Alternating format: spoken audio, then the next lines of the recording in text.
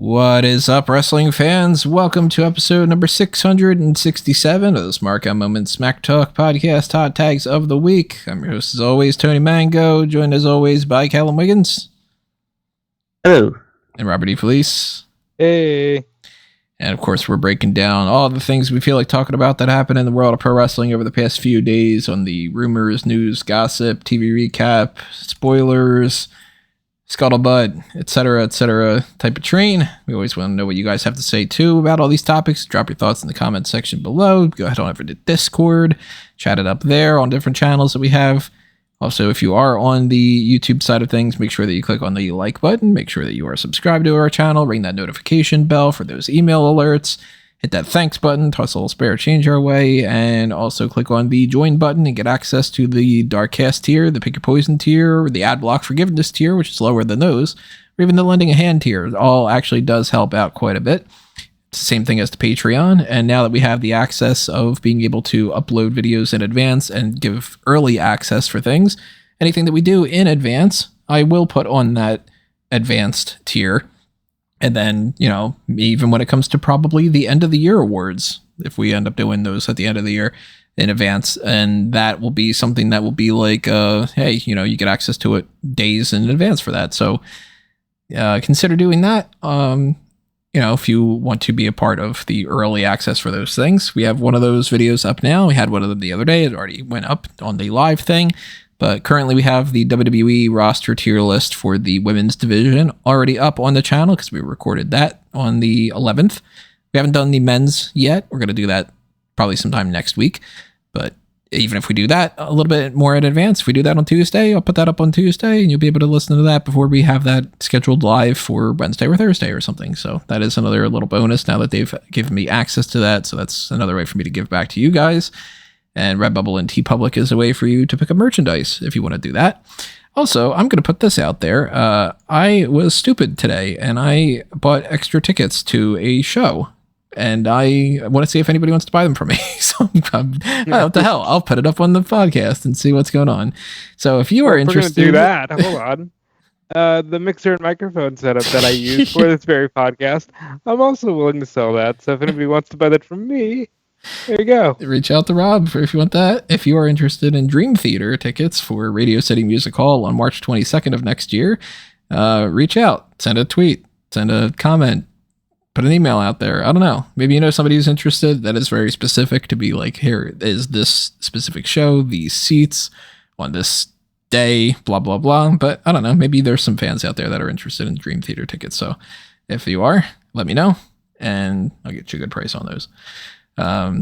But the setup for the hot tags here, we do have a couple different things to break down and we're going to start getting things rolling. So keep in mind, drop your comments below. Tell us what you think. Let's get this thing started. Now, first things first, trademarks. Let's get into those. This one is not the biggest and best trademark type of story that we have out there because we already know what it's supposed to be for, but there are two trademarks from WWE that are names for Callie Armstrong and Niko Vance. And those are Niko Vance's Skylar Clinton, who was the... I think he was signed this year. I don't remember 100% for sure if he was signed brand new this year or whatever, but I think he's popped up just on NXT Level Up, and I have not seen any of his work yet, so I can't tell you. He's debuting tonight. This is his first match on Level Up? Yeah. Kind of looks a little bit like a Braun Breaker to me. Like the name Skylar Clinton sounds more CW. I'm a little disappointed. That sounds kind of one of those faker ones too, right? Niko Vance. Niko Vance. Sounds like it should be a member I hear of the... Niko and I just think of Grand Theft Auto 4 and yeah. I just think Niko should be Steven Seagal, now that I've watched all those Seagal movies, and he was Niko in one of those. Callie Armstrong is Destiny Brown, which both names could have worked, but she is one of the brand new signings that I believe she might have been part of the NIL class, maybe not. She was in NIL. She's a track and field star or a track star in South Carolina. And she will be making her debut on next week's Level Up. I know that because she was kind enough to tweet that out, as she tweeted out her new ring name and a bunch of uh, studio shots. So very helpful of Callie Armstrong there. So that's not something to really dive too into. It's their names, whatever, you know. WWE also, I can't remember if this was this week. I think it was. They've officially filed the trademark on Julia. That's good. They've Get that. filed the trademark on the Unholy Union, which is good because that means they're keeping that name for Isla and Alba. And they filed for a Saturday Night's Main Event trademark. But that one specifically for merchandise. We know more about that being the 4 shows that they're going to do per year, it seems, like once a quarter. There was a report that, I don't know if it's true or not, that Jesse Ventura might do commentary for those. Okay, so I can give you the direct on this because this was said on the Straight Talk with the Boss podcast with Magnum TA and Greg Gagne, and I produced that. And Greg just threw out there that Jesse's going to be doing some stuff with WWE for their NBC Saturday shows. He didn't say whether it was like directly commentary or, you know, if he's just going to host it like a random GM thing, or he could just do the commercials.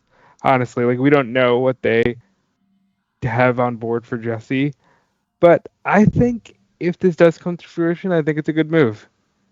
You know, it's nostalgia bait. It gets Jesse, back in the fold of WWE and a quick payday, I'm sure. I know that you're not as invested as Rob and I, even when it comes to just WWE in general, but when it comes to the commentary too, that we are higher on them. But from your point of view, Callum, and I'll ask you the same, Rob, too, and I'll give my thoughts. If Jesse is on there, yay or nay, and who would you want him to potentially be doing commentary with? Yes, I just fundamentally don't care. Like, I can't recall last time I heard. The last time Jesse Ventura did commentary in WWE was with like Vince for that like Battle Royal thing, wasn't it? The Breakthrough Battle Royal in 2009. Was that Raw 25 or something? No, Raw that 1000? was in 2009. That was just a random Raw that year. That was a random Raw? It wasn't even like a Legends night or something? No, it was just like, hey, they're in Minnesota.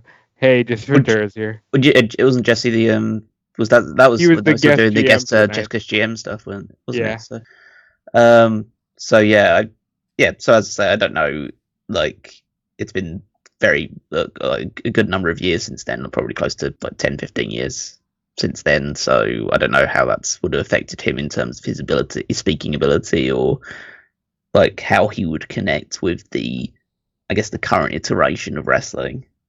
So, you pair him up with, you would have to do color probably, so you'd have to pair him up with a guy like Michael Cole, and probably would be able to steer him through. But yeah, that's like, I wouldn't be watching anyway, so it doesn't really affect me too much.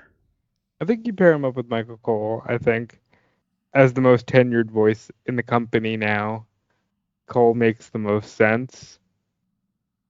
I think I can see Jesse having some fun ragging on him. So it would be fun if they do choose to go the commentary route. I'm a sucker for like, hey, cool, they're doing Saturday Night's Main Event. Makes sense. I hope that they have them be important shows because we've seen them, be important at times and then just be like, hey, we have to do this quarterly show. So here's a random 10-man tag that no one cares about. Or here's a 3-on-3 6-man tag match and then a promo that you're supposed to care about because, hey, it's The Rock and he's going to talk. And then even it kind of goes back to the day when it's like, was it the first Saturday Night's Main Event? Or maybe I'm blanking on something. My brain's fried as it is these days. But the one with Hogan and Andre, the confrontation, the contract signing or whatever it was. Was that Saturday Night's Main Event or was that something else? None of them were on Saturday Night's Main Event. What show was that then? They did a match on the main event with their Friday primetime version of that. They did the match with the twin referees, with the Hebners. But the contract signings took place at the first Royal Rumble, which was a USA special. That's what I'm thinking of then. Yeah, I mean, there's a precedent that they might do things that are really, really cool. They might do things that are just sort of half-assed, but they try to package it in that kind of a way. I'd be down for Jesse doing commentary if he's able and willing to do that. And the most likely thing is you pair him with Cole. Probably Corey Graves, too, just to kind of make sure that it's like, okay, well, we're going to have him fill in the blanks if Jesse doesn't have anything to say, and Corey can kind of set him up for some puns or something. Or not necessarily puns, but some digs and all.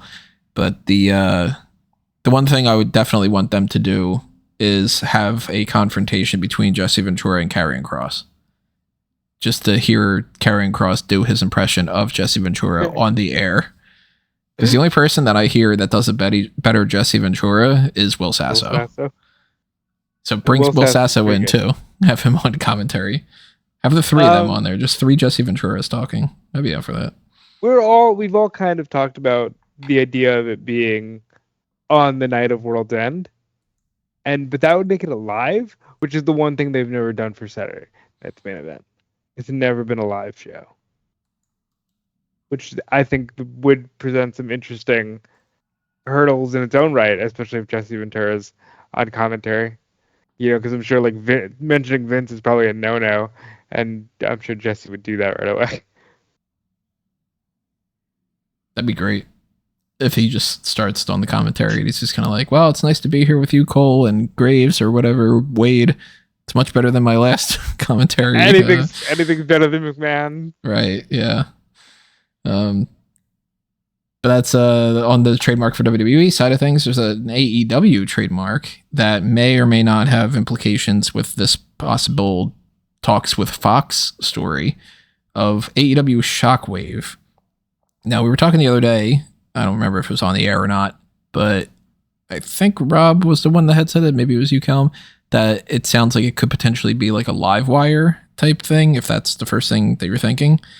But between the two of us, which one of us do you think is going to mention live wire? I would assume it'd be you. but I was just like, I don't know, maybe it was Callum, I don't remember.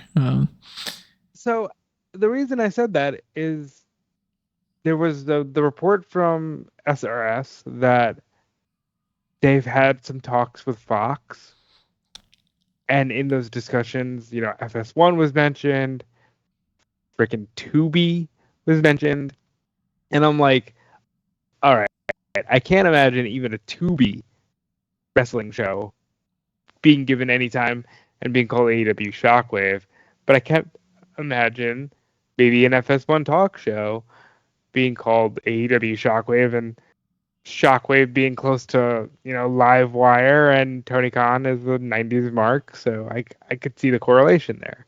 I mean, Nitro and Dynamite makes sense. Well, that one's just right on the nose. Right. So he could have gone with Thunder. He could have gone with, a couple different other things, but if it's a Live Wire type show, I'm sure I'm not watching it. If it's another in-ring show, I don't know how they have the time for it. If it's something completely unrelated, like reality show or something, then that's a different story, case by case basis. But what do you think we might get with Shockwave, Callum? And do you think that it's going to be something that's going to be on Fox, or do you think that this is just going to be lumped in with the possible HBO Max and WB type stuff? Well, I mean, there must be some smokes. Well, there's smokes there. I think must be some fire to the idea or the rumors surrounding the Fox deal. Primarily, the reason I think that is because of the whole the gentle bots out there that have started pushing out started leaking out the information about how the AEW deal isn't going particularly well. They gave up a lot of equity to Warner Brothers, that they were on the back foot for the whole negotiations, which basically any credible reporter has debunked since then. So I think they're probably trying to brace themselves for the possibility of, very shortly after they were cancelled and kicked off Fox, that they're going to now see an AEW show appear on Fox instead. It purely depends on how interested Fox are in sticking with sticking in the wrestling business, because they can clearly get AEW for a fraction, maybe even a fraction of of what they would have paid for WWE, especially if it's only going to be for one show. I don't know what Livewire is. I don't know, like, I assume that's like some sort of, was it something like Bottom Line or Afterburn type thing or something like that, or just basically, kind of like it was like a live talk show, basically. Okay. Yeah, they had even like the option for people to call in. So there's like instances where, like, I forget if it was Vince and Heyman or something, but somebody was like asking about like ECW back when like they didn't talk about different Heyman companies did call or into whatever. the show and asked about ECW. Yeah.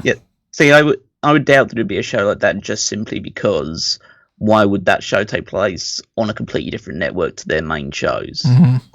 So it's like promoting, go watch this on another network. Yeah, exactly. It'd be a case of I don't see, like, if you want to have like your own 1 hour additional like wrestling show or 2 hour long additional wrestling show, then that's like fair enough. That's just you saying, okay, we want to have this. We like the AEW brand. It's only going to cost us X amount of time. We can put it in a similar slot to where we put SmackDown, and we probably won't get as many viewers, but we probably won't get a distinctly like such a significantly less amount of viewers that it's going to be hurting us in the long run. So yeah, I think that there must be something to these rumors, whether it ends up coming to fruition or not, and whether it's just a case that they've been talking to Fox about stuff, but they've eventually decided to go back to Warner Bros. Discovery. There's just there feels like there's something to it, and yeah, so like I'm not against them putting out more like another show to expose some more of their like wrestlers out there, because as we spoke about earlier, that they've got, when we did the tier list, like they've got a big roster and not all of them gets enough of the spotlight, so putting them on another show could help would address that balance. For it to be AEW Shockwave, it would definitely mean that there's seemingly no chance of it being associated with like Ring of Honor or anything. So it would have to be something that would be like AEW Rampage, AEW Collision, AEW Dynamite. Feels more like in that kind of vein, at least. The concern I have with it being another in-ring show is, yes, it would be great for, Private Party and talents like them to have another show to play their trade. I completely agree with that, but so many people have already written off Rampage, let alone Ring of Honor. And I worry that maybe just another show, regardless of where they put it on, and especially if it's on like a Tubi, how do you get people excited for that?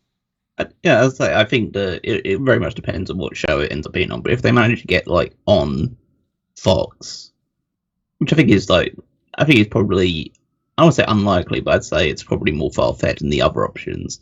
But if they were to get on Fox, like you have to take the opportunity to be on network TV if it presents itself to you. If they get on Fox, it's really crazy, and I would argue that Shockwave by default becomes a major show. Definitely at least supersedes Rampage, if not potentially Collision. That, of course, depends on a lot of other factors, but if they want to incorporate another hour or two in TV, you can make the argument, even though a lot of people would say WWE has too much content as it is, you can make the argument that they're still not the same level of hours. So be like, all right, well, maybe, 2 hours of Rampage, or 2 hours of Collision, 2 hours of Dynamite, 1 hour of Rampage. You're still an hour behind on Raw and an hour behind on NXT. So, that's something. Maybe they explore that in the future, and when we learn more, we'll let you know. But I don't dislike the name Shockwave. I've always thought that Shockwave's a cool kind of word, and I can already picture that it's more of like a yellowish brand with like, electricity effects. But then again, Rampage has electricity effects, so maybe they change Rampage up. I was thinking like a light blue, like kind of almost like a sky blue, like a thunderish kind of color. Maybe that's their way of getting thunder. We're the only two people who do this instantly.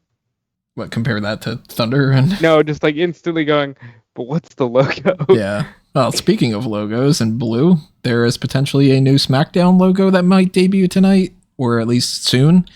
That if you go to WrestleVotes on Twitter, you can see it. I'm sure at this point you can see it on all sorts of different websites. Wrestle Ops and Wrestle Purists and Ringside News and whatever else. Scoopscoopscoops.com and Pro Wrestling Buddy Time or whatever. I love Pro Wrestling Buddy Time. Yeah.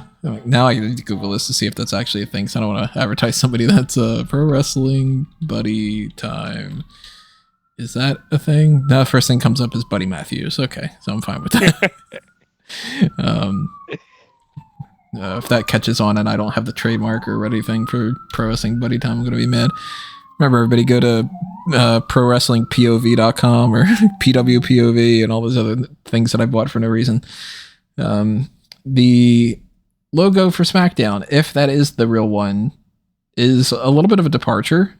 There has been one that had been posted about 2 weeks ago or so that was basically the same logo we have now, except for they just went and did like a warp gradient of it. So maybe they just switch over to that. But the one that WrestleVotes is posting is not. It's got something similar to it. It's got that kind of like curvature that the SmackDown. This is very geeky. That curvature of like this the logo that we currently have, but they condensed things. The S and the D are now the same letter. It's just split in half. So my brain does read this as Smack Zone. Really? Mm-hmm. Like SOWN more than the D for down. And I also don't read it as Demac down. It's just Smack Zone. So I'm not the biggest fan, but it's not awful. I'm fine with it for the most part. I'd rather them just kind of keep the one that they have now, though, to be honest. I love it.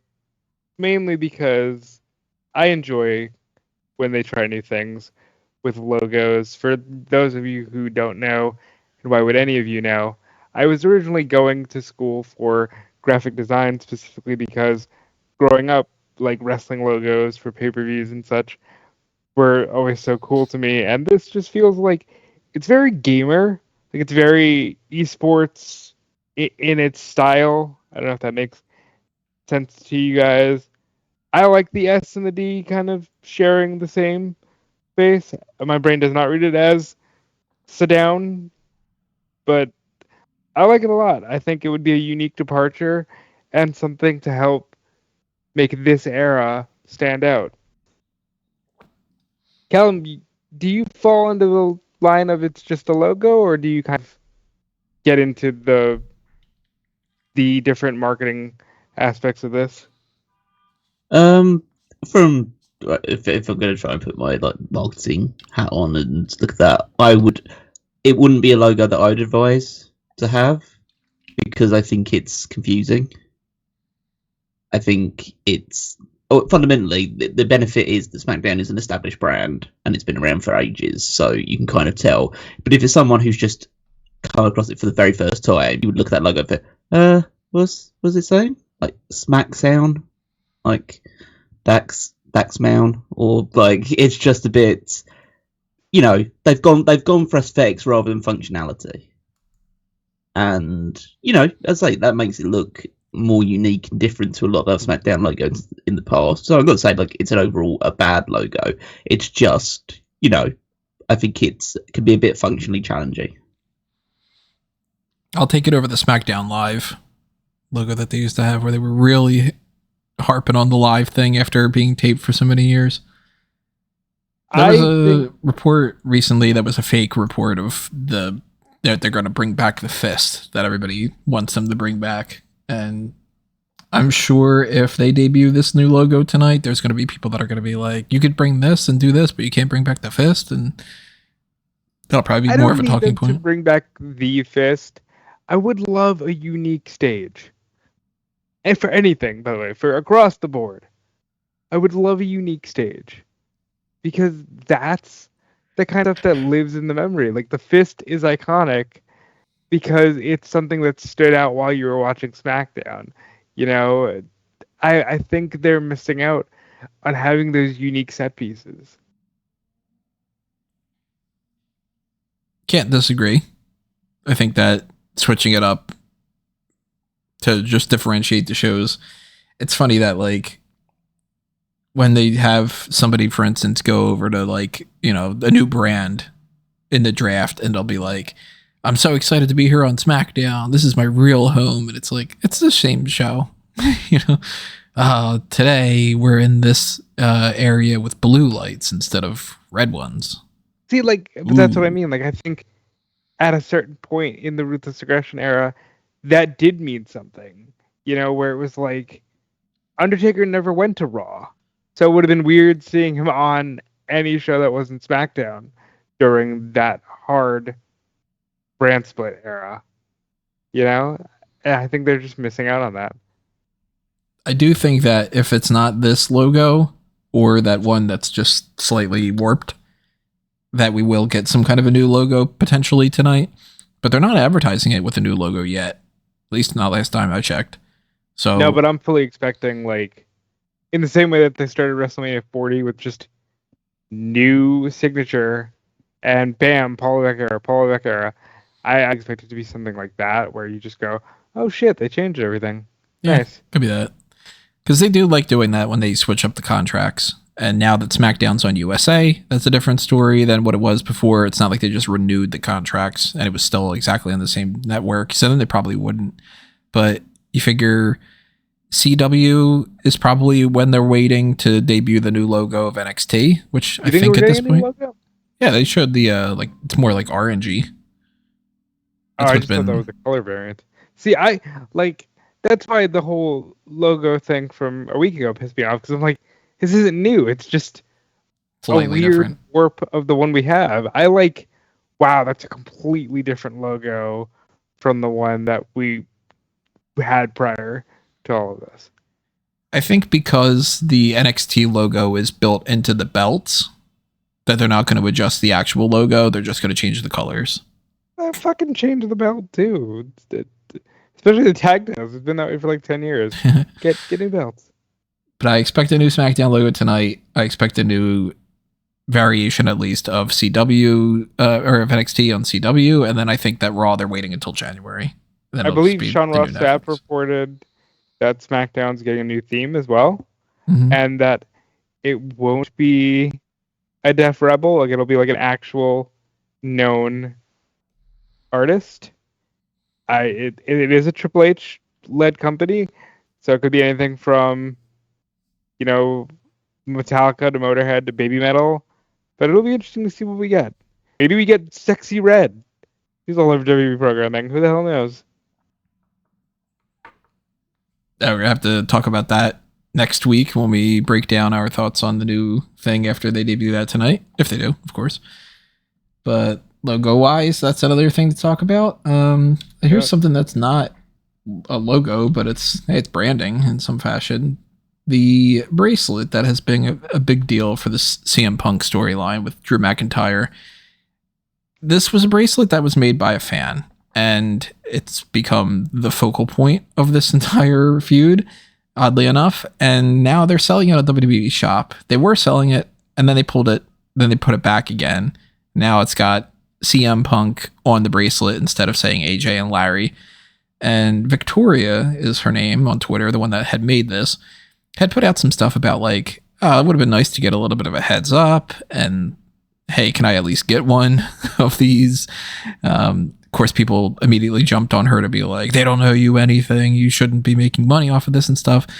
I put up a thing on EWN about this, just asking some opinions of like, generally speaking, what is she owed for compensation? Because in my mind, I don't think WWE is in a situation where they would need to pay her for it to be like, and it's not a rights thing. It's a generic enough bracelet.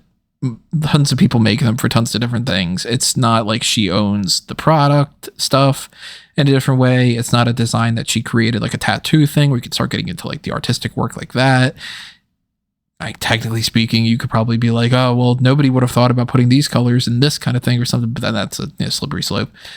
And it doesn't seem like she's even trying to argue that whatsoever either, of being like, they should pay me for this. But I think that there's at least a little bit of a discussion that could be made to say, maybe they could have tossed her a little bit of money to just be like, hey, thanks for being the inspiration of such a big part of this feud, or, you know, some kind of a shout out. She had mentioned that, you know, she would be interested in just having a thing that says this was a design inspired by a fan.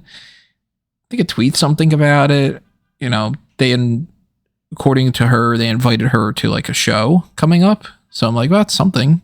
But I don't know, if I was WWE and I put this much of an emphasis on this little bracelet and it's a fan thing, and it would be a good way to like kind of convince other fans to do different things where they can interact a little bit better and tweet things about like they did this artwork of things or whatever.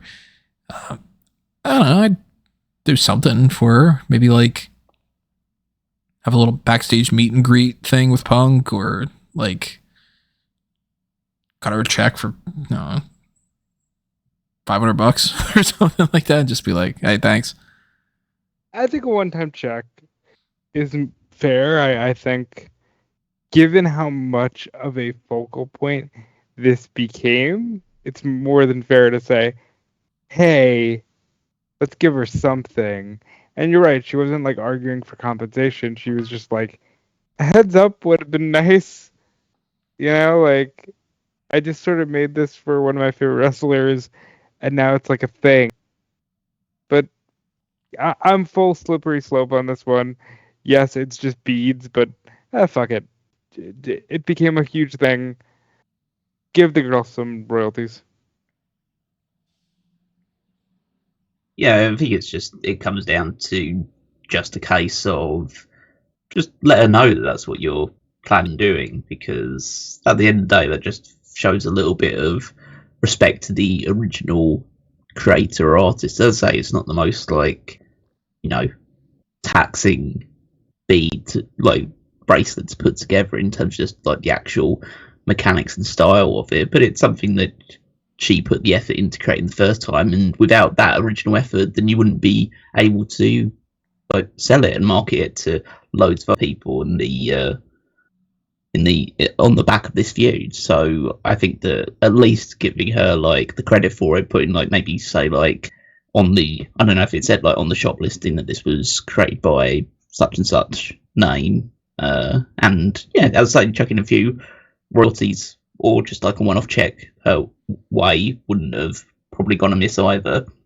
There's a difference between making this a story which paints you as the good guy and like puts you in a good PR based position, and then a story that, despite it not being like the worst thing in the world, just makes you look like a dick. So and they've gone, and as WWE tends to do, they've gone with the latter option. So it's I think they could have saved a lot of, like, I'd say this thing will blow over in like less than a week or so, but like they saved themselves a little bit of like immediate headaches. They just pressing ahead with this without that kind of consideration. I mean, who knows? Maybe even the marketing people had no idea that the fan created it. So yeah, and I had put something in the post that I wrote up. I was like, well, maybe they can't necessarily say that this design's inspired by a fan, because if they put it up on the shop page, then it could be like opening up to some kind of a legal thing where it'll be like, well, if you're saying that, then you're profiting off of admitting it's somebody else's design. Now that they've tweaked it to say the CM Punk thing, maybe that solves the problem a little bit, but you know, maybe that could be something where it could be like, okay, well now you're, you know, if they put her Twitter account on there, it could be like, oh, you're kind of making money off of me now. Or maybe if she were to say something weird, then that's like, now they're associated with her and they don't want to have that be an issue or something. But I don't know. I mean, I kind of like, they did the Angry Miz girl. They had her come out for the Slammy Awards. I'd probably, if I were in WWE shoes, I'd probably do something like have a little segment on an episode of Raw or whatever, where it's like, hey, Drew McIntyre broke that bracelet. This is the fan that made that for me. What do you have to say? And she'll be like, hey, fuck you, Drew, or something, you know, like, yeah, then woo! And then she gets a moment in the sun and everybody goes, yeah, go Victoria. And then, hey, if you want to move on, but like, if you want to make it even more of a thing, it could be like, oh, I made you a new bracelet, and this one, you know, I'm giving straight to you, and Drew can't steal it from you, or what? I don't know, fucking know, but like, yeah, but like, Alec, we're going. Like, and then Punk's like, "Hey, look, I got a new one. You can buy this on shop.com or something." Like, Right. you know, then everybody celebrates, and you know, it is what it is. But like, you can play around with that, and they're rich enough if they did want to cut a one-time check and just be like, "Here's $1,000 or something like that. Thank you for giving us this thing that we ended up turning into a big major part of the story." It's not going to hurt them. I agree. Hey, and if they want to toss a little spare change our way, they know how to do it to us too. Marketplace, WWE, yeah, that money's going to make a lot more difference for us than you. So that's a little thing that's been going on. Let's talk about the idea that Monday Night Raw, and we're talking about SmackDown a whole lot, is going to be switching over to 2 hours for a few months at least. On the October 7th show, that will be 2 hours. And from that point until the end of the year, when the Netflix deal kicks in, Raw will just be 2 hours each week, not 3. Once the deal with Netflix starts, then that is expected to be, reverting back to the 3 hour format. That is originally what they had paid for. So I highly doubt that they would be fine with an hour less of what their contract was. But if they see some massive success from this, then maybe they will tweak that around, because it's not exactly like Netflix has the same situation as network TV does. If they want to make it a 2 hour show, they can make it a 2 hour show. Hey, if they want to make this a 2 hour and 37-minute show, if they want to make it a 3 hour and 12-minute show, like whatever they want to do, as long as it's part of the contract of them messing around with that, they could end it early if they wanted to, or they could pay to have a little bit more. But at least when it comes to these next few months, from October 7th until January 1st, 2 hours of Raw. And it seems across the board, every single person that I'm aware of is like, wow, this is great, for multiple different reasons. People like Rob and I are like, oh my God, yeah, 1 hour less of work that I'm going to have to do. And a lot of other people, and us too, are like, hey, this is going to let them tighten things up, and they're not going to have as much filler. So as much as it sucks for the people that won't get as much time, like you won't be as likely to see lower card people, like say the Alpha Academy Wrestling or something, that just means that we are also not going to have 45 to 60 minutes worth of, let's show you again what happened earlier. Let's have our third backstage segment of teasing the same thing. Let's have, 4 different Judgment Day backstage things in the same episode. Or let's trim a couple matches that people wouldn't care as much about and not make them go as long or something. I'm all for it. I will be honest, I've seen some people who aren't, and I think it boils down to there are those within stan culture that are afraid that this will directly affect their faves, because, hey, if I stan Lyra Valkyria, oh shit, less time means maybe Lyra Valkyria doesn't get some time. I, for one, legit started yelling in excitement. I sent Tony a message that I will not repeat on the air. This is fucking great. I've been asking for 2 hour Raws pretty much ever since 10 years ago, damn near, when Triple H said, yeah, if I could change one thing, it would be the 3rd hour of Raw, because 3 hours is really hard to book. And I hope that they just keep it going in the Netflix era. I don't expect it, but I can hope. Hope's dangerous. Hope is dangerous. I believe me. Don't I know it? I mean, this is obviously a good thing from just a quality control standpoint, and also just from a attention span standpoint, because 3 hours of any show every single week is just too much. Like, I mean, there's a lot of arguments say like 3 hours is like the perfect length for a pay-per-view, so you can't be doing like a TV show that's just happening every single week for that amount of time. Even though, well, from Raw's perspective, people who are watching every single week have been dealing with that for years and years and years at this point. I think it says something to the fan base that they've cultivated that a lot of people are actually quite disappointed that they're going to be switching to 2 hours. So, but it should help, as they tighten things up and make the 2 hours feel like it's going past far more like quickly. Which should at least offer a better viewing experience. As I say, I'm fully in the camp of this is just a temporary thing due to the fact that they, until like sometime slightly earlier this year, a few months ago, they probably didn't expect them to actually be having shows on any network at this point in time, or would just be willing to go anywhere because the deal with Netflix wasn't going to start until January, and Netflix purchased them with at least this understanding at that point in time that, oh yeah, like this is a 3-hour show, we're going to get you, so it's going to stay a 3-hour show. So, and there was no kind of, if I thought that it was going to go back to 2 hours when it went to Netflix, they would have announced it as part of the announcement that it's moving to Netflix and it will go back to 2 hours. Mm-hmm. The fact that it didn't say anything about that makes me think, oh yeah, it's going to just go back to 3 hours, but they're just doing 2 hours now because USA agreed to take them back on, and so they probably have, they probably already had plans in place about what they were going to fill that time with, and now WWE are going to stick around for 3 extra months. Said, oh yeah, but we're going to only have hours because we want to start putting out the other stuff that we're going to eventually start replacing you with in this time slot. To be fair, I think the USA Network will be okay.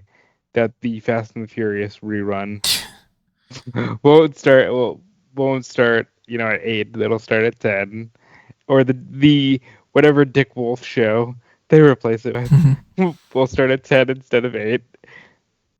It really baffles me that enough people still watch enough TV shows through regular. I have cable. I haven't been able to just completely get rid of it yet, but I predominantly have cable just because it was a better, cheaper deal with the package. The Raw, NXT, Dynamite, all that stuff, I'm going to be watching TV itself anyway. And then we have a couple other shows that are on some other networks like TLC that Caroline watches and all, but it's fewer and fewer to even bother with any of that. And when we switch over to Netflix, that's going to be one major less thing for me to be interested in having any kind of association with cable. So it's really going to be all right, well, CW, is CW Network? Or is it's Network TV. So then it's basically it's just the USA thing, right? Yeah. Mm-hmm. So it would be one channel throughout the week that I would actually watch on TV, and it's crazy to me that there's still, I guess, enough people that are yeah, I think I will turn on that rerun of Tokyo Drift. The USA in particular, they try their hand at reality shows. They had The Anonymous. Were they the ones that did Love Island? I think they did Love Island, which was super huge. Is it Love Island? Is it Temptation Island? Is it whatever, dude? There's all Island. Those, yeah. How people Tom fucking sand, Enough people watch those shows, but no, I'm a fan of this. I still think, I don't think cable's dead anymore. Just simply because with the amount of streaming platforms that are just moving towards ad support, I think people are going to be I'll stick with. I just won't switch. I think there's a lot of people like you out there, Tony, who I'll find a way to watch these shows, and I'll have my basic TV package just in case I need, basic TV. I'm not as convinced as cable's just completely dead as I was a couple of years ago, just because of the moves by these streamers. It is just crazy though that it's somebody's watching the Home and Garden Network or something enough to justify it. Somebody's advertising over there. Okay. Don't talk about my mother that way.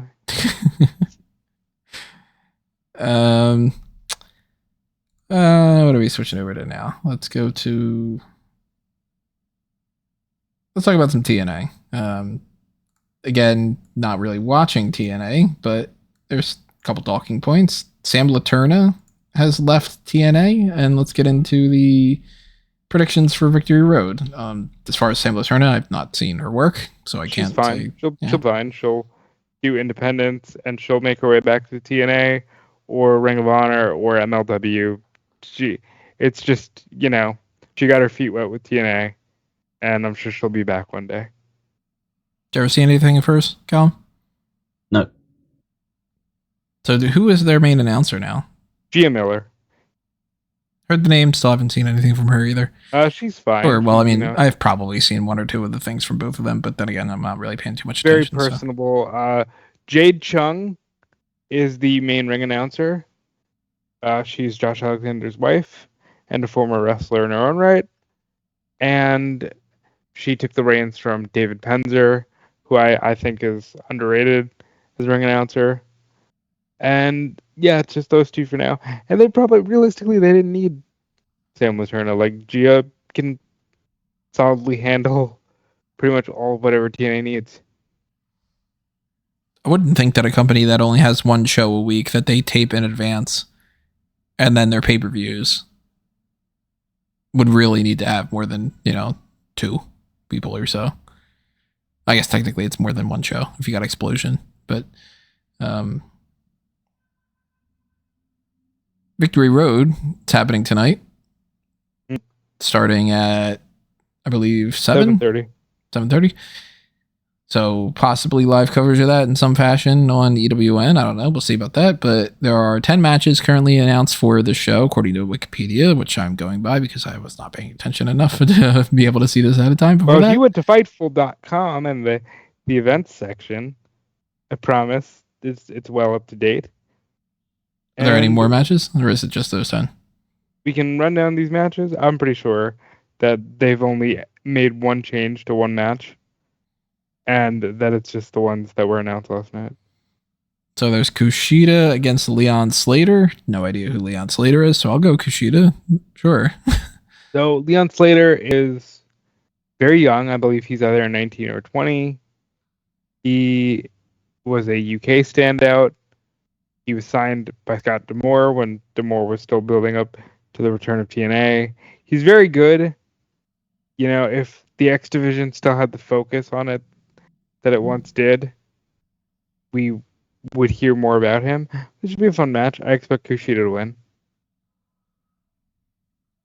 Yeah, I don't expect Kushida to win. It's just a match to give Slater some time with a very experienced hand. So there's a tag team match of Eric Young and Steve Macklin against Jake Something and Hammerstone, who we saw on NXT this week lose to Obafemi. Kind of would hope that Hammerstone would get the win here to kind of balance that out, but I guess maybe Young and Macklin? I think put Hammerstone and Jake Something over. They're two great-looking professional wrestlers. They're young. They should be picking up wins in singles action, but I'm not opposed to them being a tag team. Just visually, it looks pretty imposing.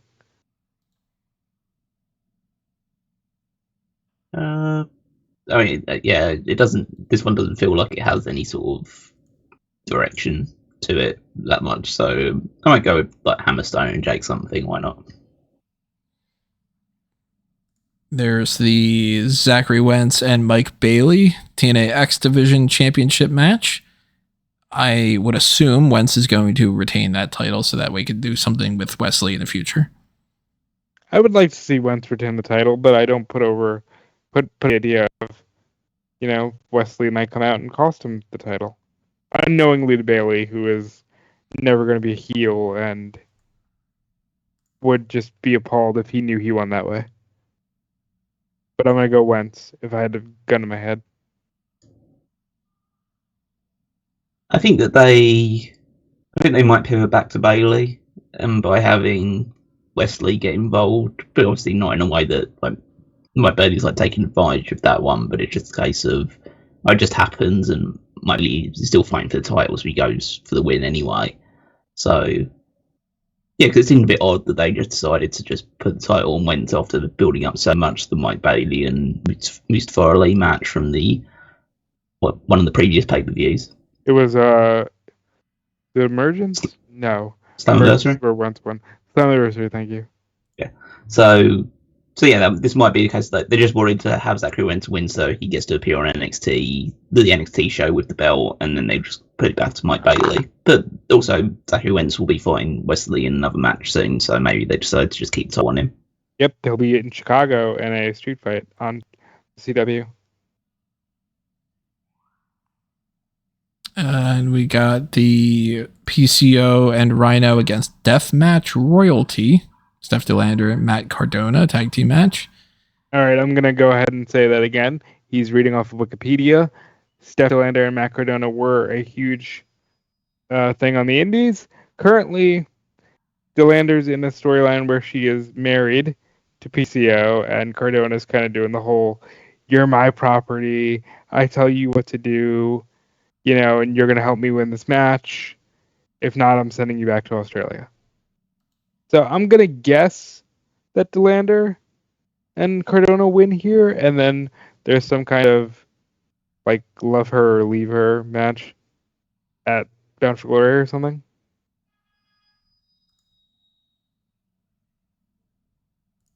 Yeah, as this looks like a weird match. So it is. I could totally imagine a situation where Rhino turns on PCO and joins out with Matt Cardona. You felt like AEW Originals, you mean? So yeah, I think that Matt Cardona and Steph DeLander will win, but it'll be because Rhino takes that PCO. I kind of just want Steph to just turn on PCO. They did the thing with Steph and PCO because Cardona was hurt, but it doesn't really make a lot of sense. And I'd rather just the Steph and Cardona package was so. It's a good act, as opposed to the PCO thing, which is kind of weird. PCO still have both of those titles? Yes. So maybe some kind of a win here for Cardona and DeLander puts one of them in the line for fighting for one of those belts. I don't know. Masha Slamovich and Tasha Steelz replacing Alicia Edwards, defending the TNA Knockouts World Tag Team titles against Spitfire. And if Spitfire loses, they have to disband as a team. So the Tasha Steelz thing seems like, according to Wikipedia at least, that's just an in-storyline injury and all, and they're going to have that kind of switch around just for the sake of it. Not that it's actually Alicia Edwards is injured, but is that a means to have Steelz take the pin, new champions, but it's not really beating those champions? Or do you think it's a matter of we just can't have Alicia Edwards for some particular reason, so let's get somebody in there so we can force Spitfire to lose? I think that Alicia is probably actually hurt because Emergence was 2 weeks ago, and she was rushed to the back during her 6-woman tag match. I would have assumed Spitfire was disbanding before. I think Tasha could take the pin here and just give it back to Spitfire. Then you do the whole, you didn't beat us, and then you do the match again at a later date with Alicia where Spitfire can disband. Yeah, I'd say that you use the opportunity that's been presented in the storyline to switch the titles over to Spitfire. Because you can probably then extend it out by having another tag title match off the back of it. You got a tag title match for the TNA World Tag Team titles for the men's division. Ace Austin and Chris Bay against the System's Brian Myers and Eddie Edwards. We thought that System was going to lose that big multi-man match at that previous pay-per-view, so it seems like that's probably not going to be disbanding anytime soon like that. But again, from somebody who is as tangentially paying attention to this as possible, so I don't know. I would say maybe the System wins. I'd be pretty pissed off. I hope it just stays to Austin and Bay. Yeah, I think the titles won't switch hands at this point. It feels a little bit redundant to just go back to the team that held it last. But TNA's biggest flaw, regardless of era, is they get hooked on like one heel faction per year, and it just dominates the programming. So I wouldn't be surprised if the system won. So Aces and Eights is going to come out on top, right? Or Yeah, Main Event no. Mafia, or you just Or keep the Beatdown Clan, Fortune. Immortal. It's pretty bad names for some of these. Fortune wasn't bad. I Actually, love Aces and Eights is a pretty cool name, but Joe Hendry against Josh Alexander. Josh Alexander recently talking about how he has never been on the free market and is interested in exploring that going forward. So when his deal is up, maybe he leaves. Maybe we see him in AEW. Maybe we see him in NXT. I don't know. I would venture a guess that both of these are not long for this company. I can see them But- both leaving. That being said, Josh Alexander has freshly turned heel. Still, Joe Hendry feels like the guy that you should be building to a potential Bound for Glory title win. Just because, regardless of what I think personally about his bell-to-bell work, he's the most over guy in the company and maybe NXT too. I mean, he's getting stuff on main roster. People like bringing signs and all. Yeah, I mean, like, people like Hendry. I think he should win here. I don't think either man loses a lot if they lose here. So it's a toss-up for me. Yeah, I guess it kind of just depends on if either of them are sticking around for the long term. You probably should just hitch your wagon to the one that's going to be on your show more often. I mean, the one that seems the most obvious one to depart is Joe Hendry. So I'd imagine you give Josh Alex. Well, it depends on what the long term thing for this is. The first singles match, so you might have Joe Hendry win here and then have a more violent type of stipulation later down the road, and that Josh Alexander can win if you want to keep him around for the longer term. I'm going to go Alexander coming up short here with the idea in mind that they do probably push Hendry and maybe try to keep him by being like, hey, look, if we give you a championship, can you stick around? Okay, so TNA ended his option year, Alexander, that is, in February. So it's a full year. Yeah, so he's gone in January, February. Just enough time to not be able to make the Royal Rumble. Or just enough time to make the Royal Rumble. It depends, because Royal Rumble's in February. But isn't it February like 5th or something? Right, but we don't know when the actual extension was put into place. Oh, true. Yeah, technically.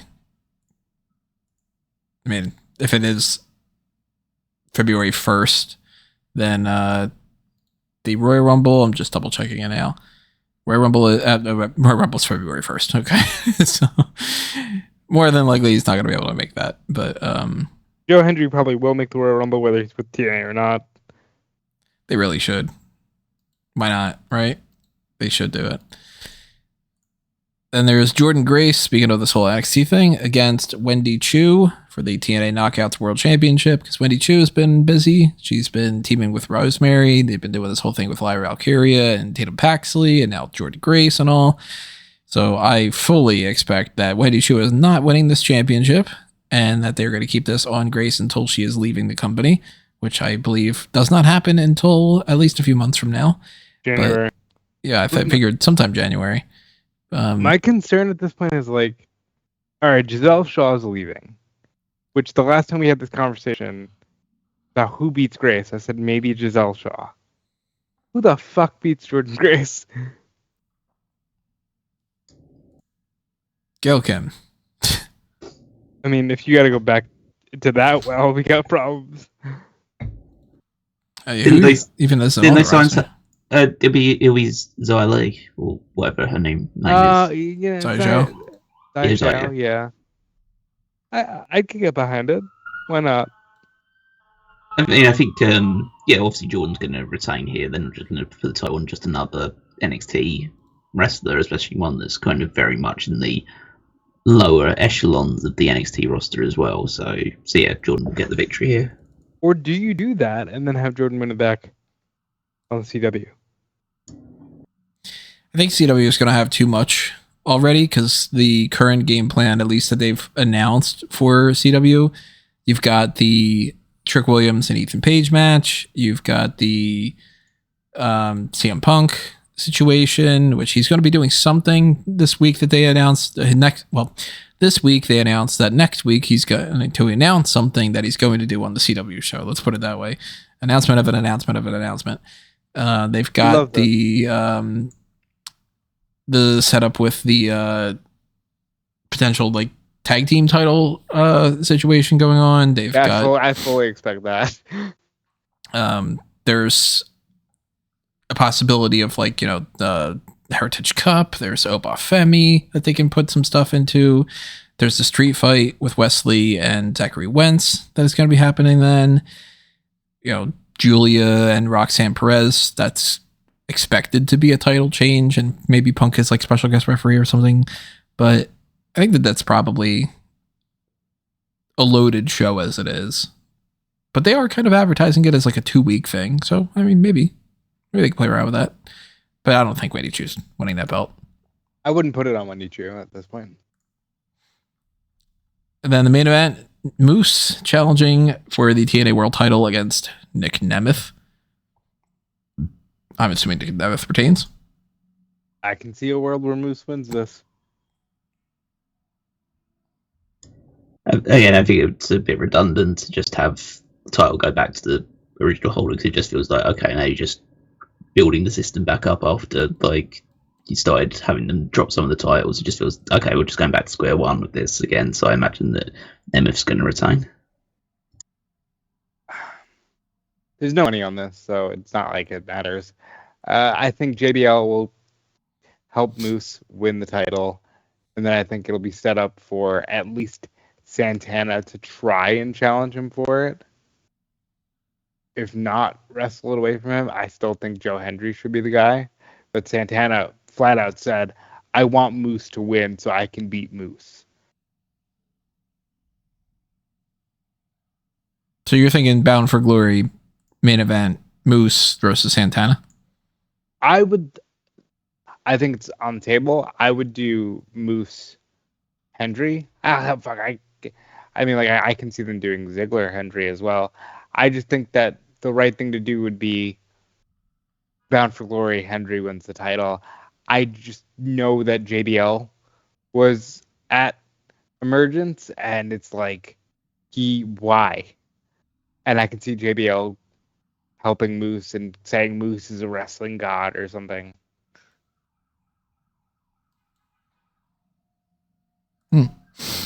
Well, we'll see what happens with that later on tonight. I don't know if I'm going I'll to be the only one of the not. 3 of us actually watching. Tony's results will be up on eWrestling News, but check out Fightful first. Possibly. I don't even know if I'm going to be doing that, to be honest. Let's talk about, if we're talking other companies, a whole bunch of different companies all in one shot. The PWI 500 list for this year. Now, of course, with every year for the PWI list, we always mention that this is a personally subjective type of list. This isn't something that has any bearing whatsoever on what we are doing. It shouldn't necessarily have any bearing on you as a fan either, because you can have your favorites and you can change things around as much as you want. Maybe your number 1 is somebody that's not even on this list, or they're number 412 or something. I don't know. But Cody Rhodes, top of the list. We're not going to break down every single one of them, but the top 10 is Cody Rhodes, Swerve Strickland at number 2, Will Ospreay at number 3, Seth Rollins at number 4, Tetsuya Naito at number 5, Damian Priest, number 6, number 7 is MJF, number 8 is Jon Moxley, 9 is Gunther, and 10 is Mystico. Just coming up the rear from missing out the top 10, you got Sami Zayn, and so was Joe and then Zayn. Drew McIntyre, Bryan Danielson, Moose up there, Sonata, Jey Uso. So a lot of big names, a lot of important names, people that have been champions across the board. People like a Trick Williams down at 28, people like a Zack Sabre Jr. at 33. But a lot of names that make a lot of sense to be somewhere in that range to me, even if I would personally rearrange them in a slightly different way. And then there's tons of names that I, of course, have no bearing on whatsoever. Like, to me, it was kind of interesting to see that Mystico was number 10, because I do not follow his career. So to me, to find out like that he's not only in a position that people really like him, but that they like him that much, it's pretty interesting. I mean, he should be significantly higher than where he is. Like he is. He's wrestling Jericho tonight. Yeah, well, it goes beyond that point. It's I like know. He is the most overact in Mexico. Like the CMLL like Arena Mexico draws like tens of thousands of people like to every single big show, and it's mainly off the back of Mystico.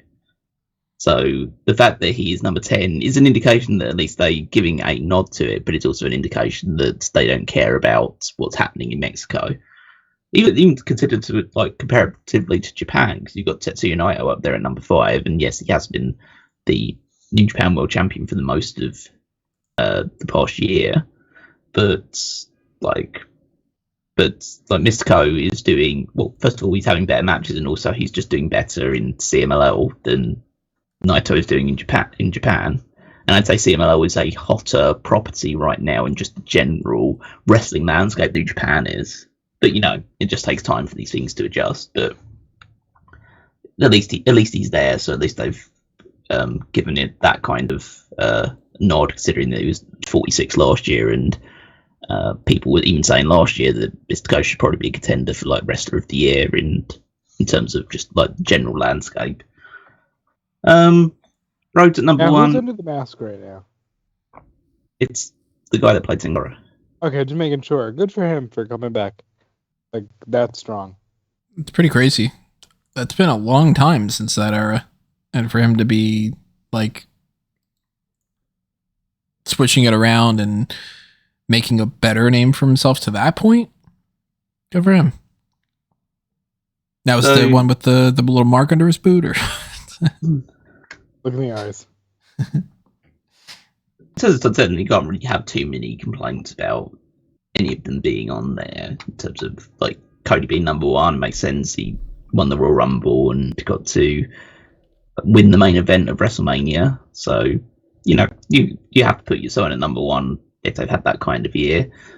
Strickland, that's obviously a huge like elevation for him, and he's had a fantastic year in like pushing himself to a real legitimate main eventer in AEW. Ospreay's probably had the best combined collection of matches this year, so it makes sense for him to be super high up there. Rollins, Rollins was world champion for a good proportion of the time they go for this one, so that makes a lot of sense as well. It's like August of last year to July of this year, I think is what it is. It feels a little weird. Yeah, it feels that's also something to keep in mind, because a lot of people would be like, what have they done recently? And it's like, well, that's because it's not, you got to factor in half of last year and half of this year. Yeah, exactly. I mean, the only like caveat to that one is the fact that he hasn't really done much of anything since WrestleMania last year. So this year, Naito, as mentioned, been the IWGP World Champion for the majority of this year. As I think his match quality has dipped quite significantly, just because his body is just quite physically shot. But just from a kayfabe standpoint, he's high up there. Priest, Money in the Bank winner, world champion, so would be high up there. MJF is still, again, that one's like maybe a bit somewhat contentious. Yeah, it seems a little strange. Because he had, in that period of time, he was injured for a good proportion of it, but he was world champion at the start of the PWI thing and held it until World's End. So he was AEW World Champion for a good proportion of this time. Moxley, New Japan Champion, all that stuff as well. Gunther, recently World Champion, so that doesn't actually this doesn't take that into account. This is just purely based on his Intercontinental title run. So, but even then, that would put him quite high up there. That would count the King of the Ring as his last big thing. Yeah. So as I say, the top 10 makes sense to have. They all have accomplishments that would put them in around that range. So can't really complain too much. Yeah, as I say, the only thing that I would do is probably move Mystico into the top 5, but that's probably about it. Is there any particular reason why Alex Shelley is number 23? He was world champion, wasn't he? Was he? He was. He was TNA champion before Moose won it, I believe. So yeah, he came into TNA, the new TNA. as the new champion at that point. Yeah, that was when you know. when they switched over from Impact Wrestling back to TNA, he was world champion at that point. So I mean, there's of course lots of people are going to nitpick tons of things. You're going to see people that are going to be like, "Why is Logan Paul at number 37?" We'll talk about him in a moment. People that are like, "Well, Braun Breaker's number 52, and Joe Hendry's 51, and Opa Femby's 53, and maybe these should go up." And Claudio's 57. Why is he so much lower than Rey Mysterio? Or maybe why is Atlantis Jr. so high at 61? You know, when you start breaking down a lot of that stuff, it just becomes kind of a moot point, because especially the further down you get, who's really going to argue whether number 385 is all that much different from 406, you know? Number 500, though, the one that bottoms out this list, is called just memes. It's Blue Cane. Oh yeah, Blue Cane. That was fun. He had to change his name, unfortunately, because I bet he changed it to Blue Pain and was fine. He's just memes? Yeah, Memes. I think he's now just going along with like just mixing things up now instead of just taking on other characteristics and characters and stuff like that. You know what I want to spotlight is the top 10 commentators and Nigel McGuinness getting number 1. And then Nigel McGuinness saying, "Well, I've conquered commentary. Let me go back to wrestle."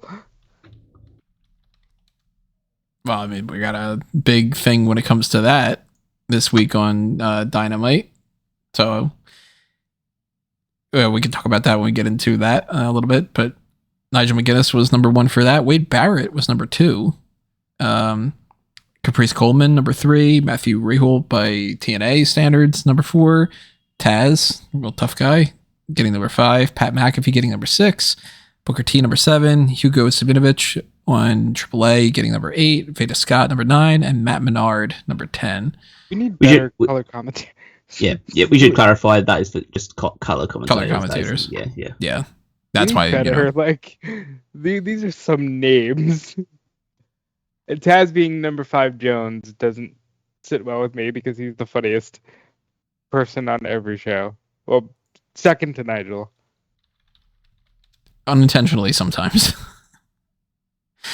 Yeah, he I mean, like, I'm okay with this list for the most part. I mean, I wouldn't have probably put Nigel at number 1, but I've never been quite as big of a fan of Nigel's commentary as some other things. Not to say that I would hate him or anything. Everybody's going to jump straight to that I was like, hate him or whatever. But, it hasn't been exactly something I've paid a whole lot of attention to this year. So at least the parts that I have been, I like when he does the whole bit about Danielson. So he had the line of the year with the whole he couldn't even be vegan because he couldn't stop eating brie. Like, the funniest thing anyone's ever said. Different thing than what Christian said this week about brie. We mentioned this really quickly. Logan Paul with the PWI thing. Logan Paul and Kevin Nash have been getting into some beef over comments about Kevin Nash saying that Logan Paul isn't one of the boys because he just makes a lot more money and doesn't wrestle the shows the same. And Logan Paul essentially saying, "Hey, fuck you.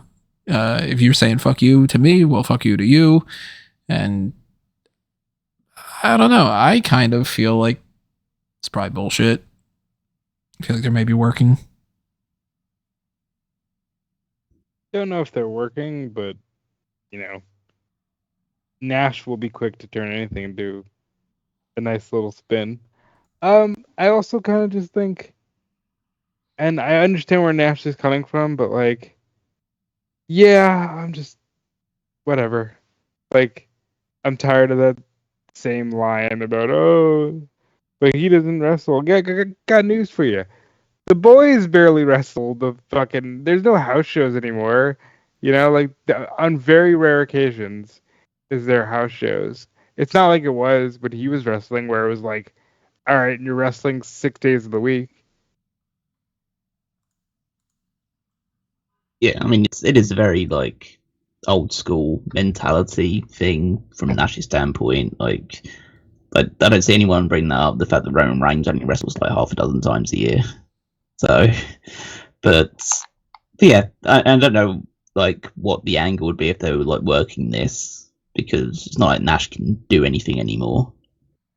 So yeah, I think it's just like a bit of a non-story. So It's all coming back to that LA Knight and Kevin Nash thing. Now that they're cool, now he doesn't like Logan Paul. Now he's like, Logan Paul fucking sucks. Yeah, probably, honestly. Oh, that's a fun one. Can we just jump into this real quick? The Hawk Tuah girl tweeted at LA Knight a Photoshop picture of herself and him as Randy Savage and Miss Elizabeth and said, "I'll talk to you, but you need to know that where others say, oh no, I say, ooh yeah." And I had to do an article on that yesterday. And it was just like, all right, sure, this is what life is now, I guess. This was starting to go down a direction I thought was going to be different when you're like tweeted out a picture of the two of them where, and I'm like, where she's giving it, like one of those things, but that they should do something between that. I mean, they're in typical WWE fashion. They would be many months later than when the pop culture reference is as high as it can be, which is usually their modus operandi. So, well, do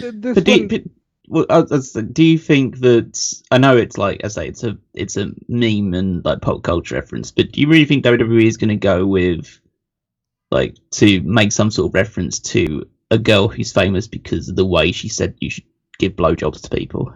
Yes. Yes, look at it. There's a company where shit falls from the ceiling and stuff.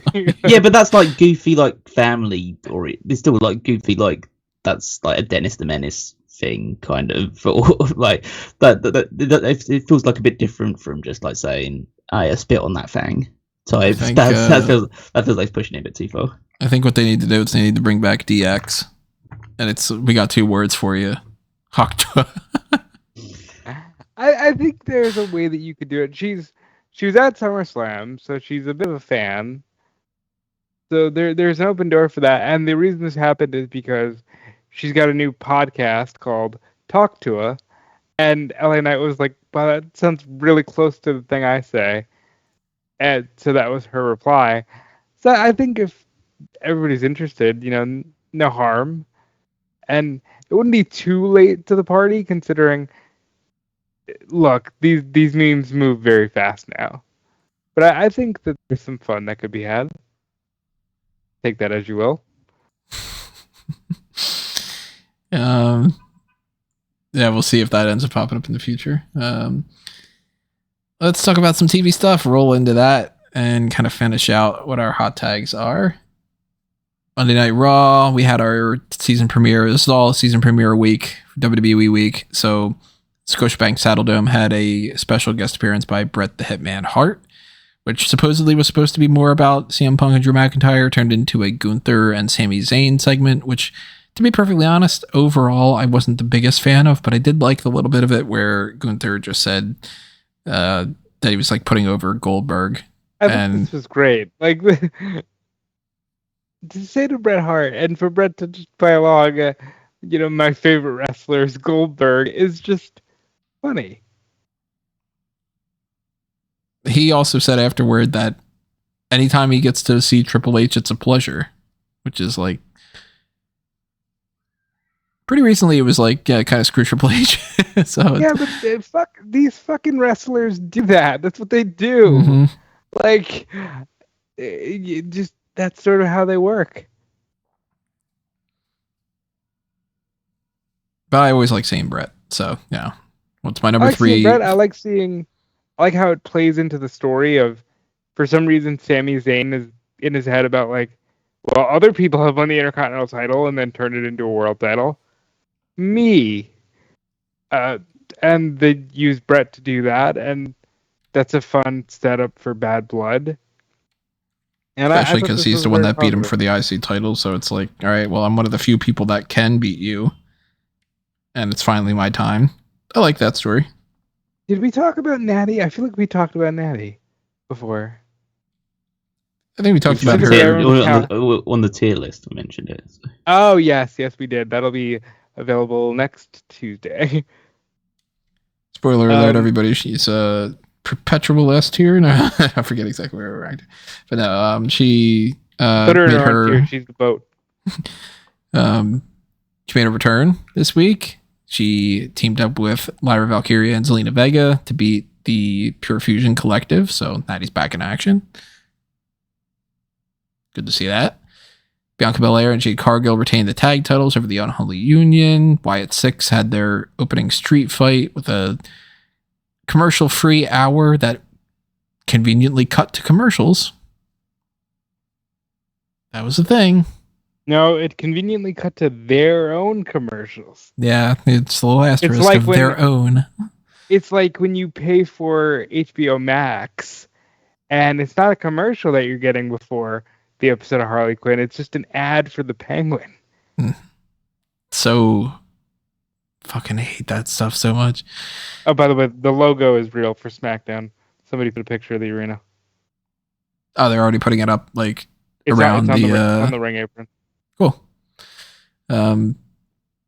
Dragon Lee and Dominic Mysterio IC title number 1 contenders match was won by Jey Uso.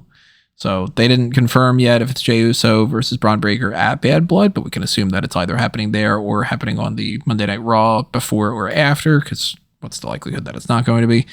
But the setup for Raw, I mean, there's been better episodes, there's been worse episodes. I thought this was a good episode, mainly because after the announcement from Joe Tessitore that Raw was going to 2 hours, I basically had "I'm walking on sunshine" just in my head. Like, it made everything easier. And yeah, I've seen much worse episodes of Raw, especially of Raw.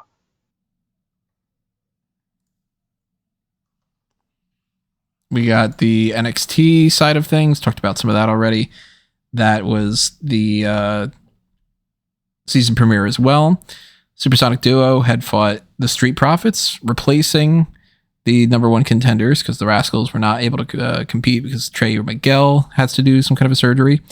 So later on in the night, Wesley took credit for that, challenged Zach Wentz to a street fight. So we're going to get that on CW. But the Bloodline interferes. That way they can have the match and then not have it at a no contest, which was actually kind of a running theme of this episode a little bit. Later on, they had the same thing happen. Julia had her... go ahead. I didn't like this because, like, why was the Bloodline there? What purpose did they serve being there? And if you're gonna do that, at least lean into the Ava aspect of all of it, you know? I think that they could have gotten away with doing a different tag team and just having them retain the titles outright, but this was a way to get some buzz at the beginning of the show, get some main roster people in there, pop the crowd. Oh my God, it's Bloodline, you know? So I think it's better that happened than what happened later on in the night.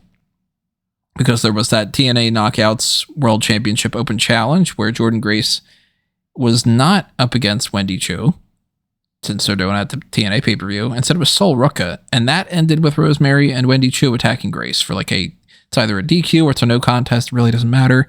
But that, to me, I was like, well, you'd already did the no contest thing at the beginning of the night. I didn't like that they did this for the TNA title. Yeah, I think Jordan could have just... She hit the Samoa, the Muscle Buster. Like, she could have just gotten the pinfall and then lights out. And they attack. Or she could have fought Rosemary. Or she could have fought It would be anybody very else. silly. I'm sorry. It would be very silly if it's like open challenge for the TNA title and it's another TNA person. Yeah, I mean, technically speaking, that it's kind of dumb, but like, you know, they could have done something else where like Sol Ruka and Jordynne Grace, sure, you pair them off, you can have fun there, but I don't know. Sol Ruka could have lost. I thought that was a mistake. Javon Evans failed to win the Charlie Dempsey to win. To the Charlie Damn it, I'm Dempsey fucking Cup? tired. To win the Heritage Cup from Charlie Dempsey with a returning Tavion Heights, making a big difference there. So no quarter catch crew. It's back to full strength. Did not see that belt changing or that trophy changing hands anyway. So that was a thing. I like Tavion Heights. He's getting better and better, getting more and more impressive. That's for sure. Julia beat Chelsea Green in her debut. later on, they did the whole thing with CM Punk, so that's going to be something that they talk about next week. We already mentioned Hammerstone lost to Obafemi. He was hired by Tony D'Angelo, so that's a little bit of that story. Pretty big pop for Hammerstone overall. Yeah. Not as big of a pop for Lexus King's beard that he had. Bro. Yeah, you almost give him begrudging points for leaning into it, but this is so stupid. Like, aura is not passed down through generations, children, because Brian Pillman had just charisma and ability and everything, and it's just looking like Lexus King just does not. Not looking great. Then Trick Williams won the last man standing match, so he's got that match on the CW debut against Ethan Page. Had some other little things in there, and nothing really all that impressive. You know, Shanti arguing with Thorpe and whatnot, but for the most part, NXT was what it was with some good stuff. What do you think the CM Punk announcement is? I think he's going to be special guest referee. I think it's AJ. Huh. I think AJ will be the referee. I would like that more. It's a women's match. He has an idea for the women's match. He's not going to be like, make me the referee of the women's match. A woman. Every time. My only thing I would complain about just from a logic standpoint is Ethan Page was sitting there yelling at Pete Dunne, get up, fucking pick him up then. Like, what are you doing? If you want him to stand up, you can pick him up. It's no DQ. Yeah, technically speaking, he could have. Yeah, it's like, whatever, fine. So swap over to Dynamite, and then we'll get our spoilers for AEW Collision. That'll be our final hot tag from that front.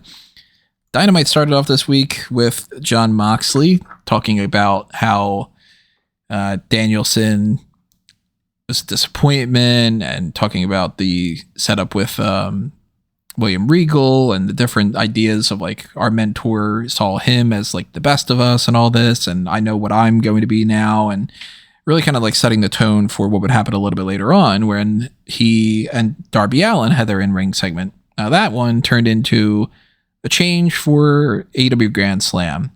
Moxley decided that he's going to challenge Darby Allin for that title shot that Darby Allin had already won at Royal Rampage. That is happening now as a title shot match. He's got to put that on the line, which then became what happens with Bryan Danielson. At first, it was like, okay, well, he's not going to be able to defend the title because he's too beaten up and all.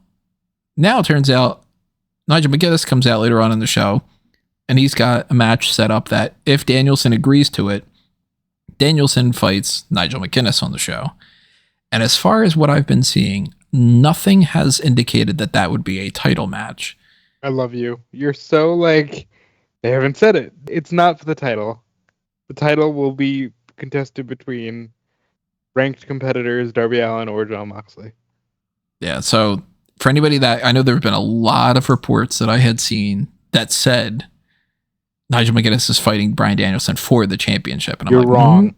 No, I saw a ton of people posting it that night. No, I mean, they're wrong. Yeah, and I was just like, pay attention. Yeah, they didn't say that. They said a match. So we're gonna get that.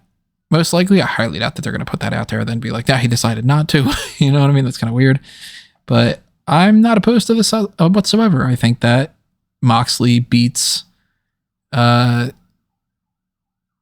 Allin if they want to do something where that is the match at Wrestle Dream.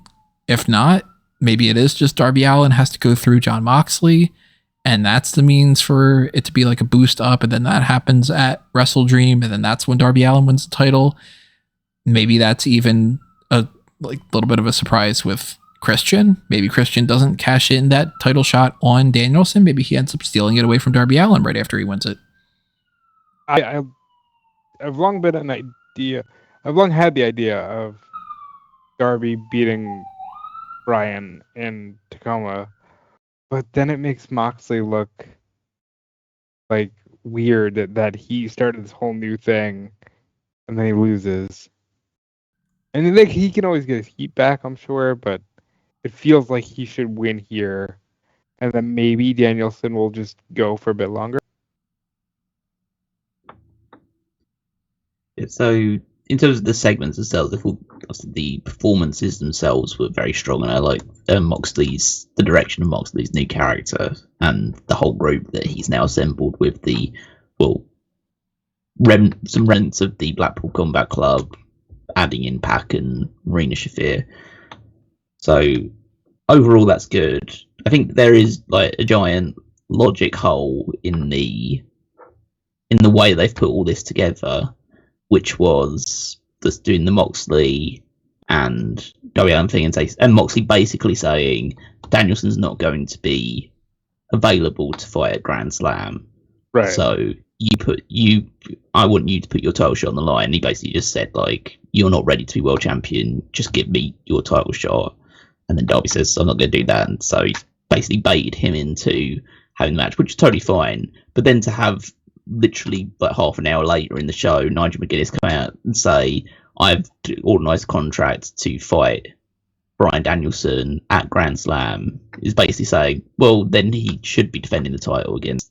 Why is he not defending the title against Darby Allin then? Because it makes Darby Allin look stupid that he got baited into another match. So, and he's missed out on his title shot. I think the easiest fix here would have been Nigel makes the challenge, and then you don't hit the music for Danielson until Grand Slam. Because Tony Khan making it official makes it seem like, well, what the hell? He should defend the title then. Because McGuinness, hearing that Danielson is too hurt, and then going, I'm going to fight you, you coward, you fucking bitch. You know, that makes sense. But then you don't make it seem like Danielson's just going to fight him. Yeah, I mean, I can understand, like, 'cause it's an interesting match, and it's a match that a lot of people want to see, so I have no problem with them putting the match together, and I'm sure the match itself will be fun.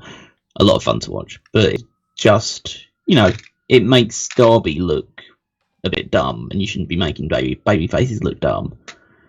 It should be more of a case of, like, they should have put more emphasis on the fact that Nigel's come out and said, but basically used the opportunity when he heard that that apparently he's going to be too injured to fight at Grand Slam. You maybe just do something where, like, over the next couple of weeks, you kind of build up the idea that, this match is going to happen at Grand Slam, but don't be explicit about it. With basically, you could have Nigel McGuinness come out not even having spoken to Tony Khan and Christopher Daniels or whatever backstage, and come out and just cut a promo and just says, it turns out that Bryan Danielson's too broken down and weak to appear at Grand Slam. Well, it turns out I'm going to issue my own challenge to Bryan Danielson for Grand Slam, and if you don't show up, it just shows what I've said all along, that you're just too cowardly to take me on again. You just do that for like 2 weeks of him, over the next week or two, just him basically just coming out and just saying the challenge is on, like, you and me at Grand Slam. I've arranged it with Tony Khan to book out the time now to say if it happens, then and then you just have Danielson either come up with a video package or something along the lines, just saying I'll do the match with McGuinness, and also you could emphasize the fact of Darby Allin basically saying something on the lines of, I don't want to fight Danielson when he's at 50%. I need to face and beat Danielson at 100%. So in the meantime, I'll take on Moxley instead.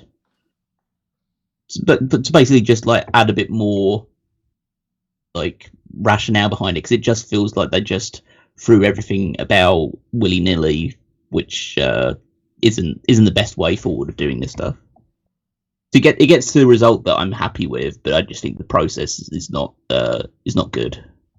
I agree.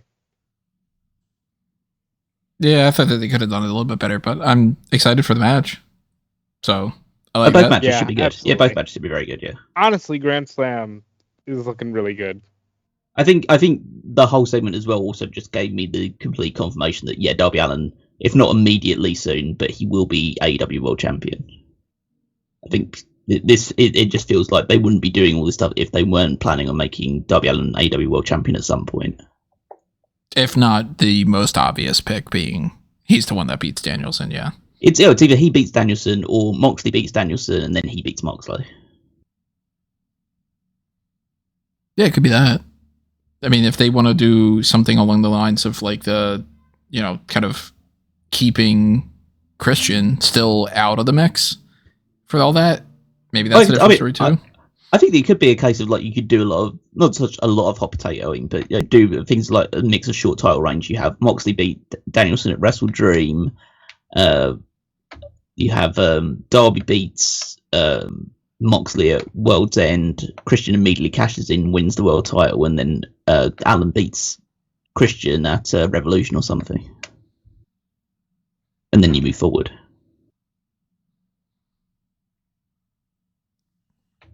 We had that stuff going on. We had the Ricochet and Sammy Guevara match. It was a good match. TNT title match, Jack Perry and Lio Rush.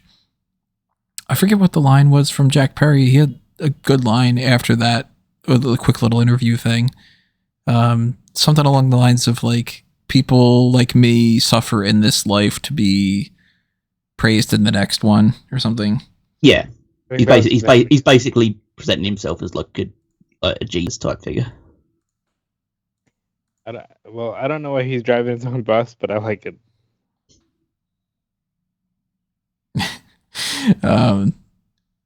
Some of the other things that happened throughout the night, the not so great segment between Orange Cassidy paying back Chris Jericho with the $7,000 in change. So Jericho gets set up with, I've got this brand new Bentley. It's like, all right. And it's Schrodinger's car, this one. It's like, or was it Chekhov's car? Yeah, Chekhov's car. Yeah, that's all right. Yeah. And later on, Orange Cassidy pulls out, kind of scrunched up dollar bill or whatever, and he's like, yeah, I don't really have the money on me, but my friends do. And Mark Briscoe and Kyle O'Reilly get the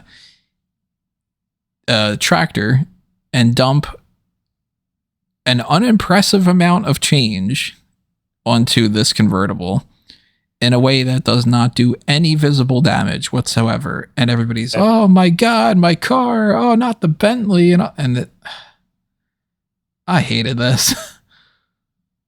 Yeah, this is like Doldra WWE era segment. So this is akin to, well, no, AEW's had segments like this as well. I'm not just painting WWE, but this is very much like FTR shaving their backs in the shower or something of that ilk. It's just, very, very lowbrow. I mean, it's akin to like Cassidy dropping orange juice on top of Jericho in their initial feud. So it's dumb. Yeah, I'm not a big fan. I do feel shocked that they didn't go back to this sooner, since they never actually fought in front of a proper crowd. But I could kind of do without it. I will say the one good thing about it is that they made it quite clear, well, subtly, but it was quite evident that there were issues between Big Bill and Jericho in these segments. So I think Big Bill is turning face soon. Yeah, when he said, nobody's ever really friends with anybody, you're just being used. And then he looked at him like, wait, aren't we buds? Aren't we pro wrestling buddies or whatever it was? And yeah, that didn't quite do it for me. There was also the nice touch of Orange Cassidy keeping the picture of his best friends in the bag, even though times have gotten hard for them and they're not really friends anymore, that he just wants to relive those days. We had the Mariah May Queen Aminata match. We had the tag team Casino Gauntlet. Will Ospreay and Kyle Fletcher are going to fight the Young Bucks at Grand Slam. So that should be a fun match. So yes, that should be a great match, and the Casino Gauntlet is super fun. But the biggest takeaway here is, okay, they just didn't get the machine guns at all. Got it. Cool. See you at NXT, buds. Yeah, well, it's pretty evident now. The Young Bucks, the machine guns will be coming in the first CW show. Probably. Yep, they're just gonna face Fraxium. Yeah, and I'd say like Casino Gauntlet is a very fun and has been a very fun match type, and it's great innovation. It's not even a case of overdoing it. I thought this one wasn't there the best iteration of it. And I think it's probably because you sometimes get to the point where, especially with these many teams, that it can become a case of, oh, there's way too many bodies in the ring right now. And I like the fact that they've created a narrative where essentially Will Ospreay, whenever he enters a Casino Gauntlet, is going to win the Casino Gauntlet. And that could be good for like future things. If they when they do another one in the future and like Ospreay comes out, you could have a situation where basically everyone in the match just goes, fuck, we've got to beat the shit out of this guy and kick him around a lot, because if he's in it, then he's going to win. You build this aura around Ospreay, but in this type of match that everyone just has to go for him and make sure that he's taken out so they have a chance to win. But I thought that the biggest takeaway from this match in general, other than them winning and being able to face the Young Bucks at Grand Slam, is just the overall state of the AEW tag team division. Yes. And how underwhelming it all is. Like, there are really good names in this. I thought that, like, I think the Outrunners are fun as an act, but they shouldn't be, championship contenders. They should just be, a fun little TV act. Same thing with the likes of, big MXM Collection are in that same boat as well, but I think they have a higher ceiling than the Outrunners do. I think the Outrunners obviously have got the backing right now because they're just like a fun little comedy act team. Whereas the MXM Collection still have comedy elements to them, but I feel like they could actually go beyond that point. And then you've got people like FTR that are always solid, and Grizzled Young Vets, and the Acclaimed, even though the steam has kind of gone off them, they're still like a solid team. But it just feels very, it feels very stagnant.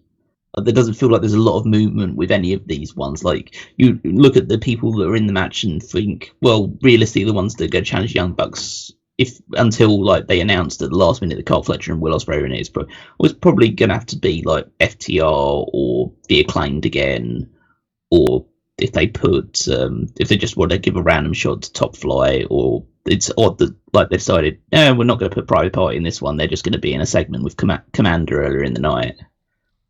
So yeah, I think that it's this match itself was like a clear indication that there needs to be some serious rehab done to this tag team division, whether that's bringing some fresh faces into it or just giving the people that are currently there some more emphasis on just having matches, winning matches, and getting opportunities off the back of those wins rather than just, being contained to. Because people like Top Flight and The Righteous and the Outrunners, MXM, they're very much, and the Undisputed Kingdom, they're very much contained to Collision and Rampage. They don't really get too much for showing on Dynamite in general. So it just felt like, okay, these are just names here to fill things out.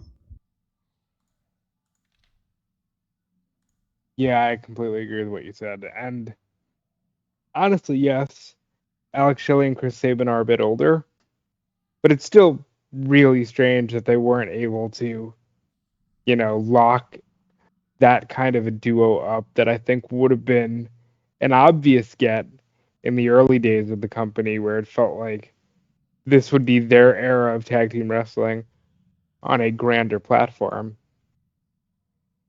They really do need to rehab it, and hopefully that's it soon, so that by this time next year we're talking about how good everything is as compared to where we are right now. That should take us into the Collision results, which, if nobody wants to know what those spoilers are, then earmuffs. But or those matches... follow us everywhere, and we'll see you next week. Yeah, keep that in mind.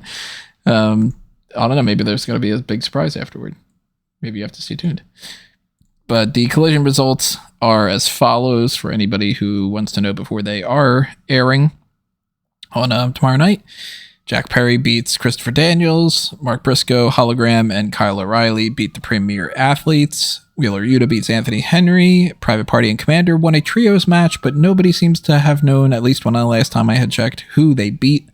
Every report primarily got mine from PW Insider was just they won a 6-man tag. So it was, against unnamed opponents, whatever it might be. Bang Bang Gang beats Cage of Agony. Yuka Sakazaki beats Serena Deeb. I was a little bit surprised to see that.